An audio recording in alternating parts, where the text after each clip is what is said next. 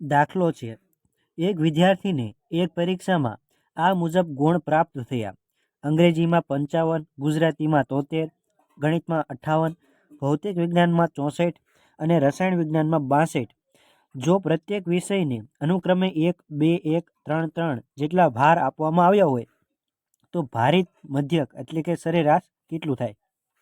તો આમાં સૌથી પહેલા શોધવાનું છે 55, બરોબર છે. અહીં પેલા આંકડા લખી લઈએ: 55, 73, 58, ત્યારબાદ છે 64 અને 62. હવે એનો ભાર આપવામાં આવ્યો છે 1, 2, 1, 3 અને 3.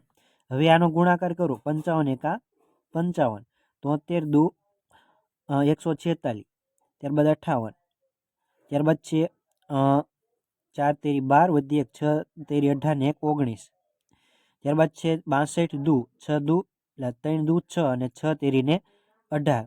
હવે આ જે જવાબ આવ્યો ને એને આપણે એનો સરવાળો કરીને જે ભાર આવ્યો એનો સરવાળો ભાગ્યા એને છેદમાં ભાગાકાર કરશું એટલે આપણને જવાબ મળી જશે.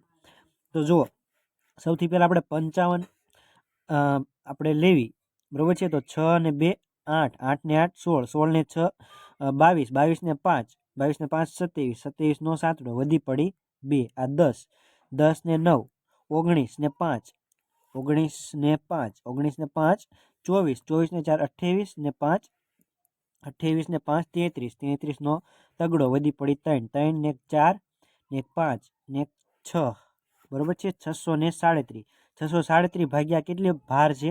તો 3, 6, 7, 8, 9, 10 એટલે કે 63.7 આપણો જવાબ આવશે, બરોબર છે. અહીંયા છેદમાં 10 લખો એટલે ઉપર એક પોઈન્ટ ચડી જાય એટલે કે જવાબ આવશે ઓપ્શન નંબર સી, 63.7.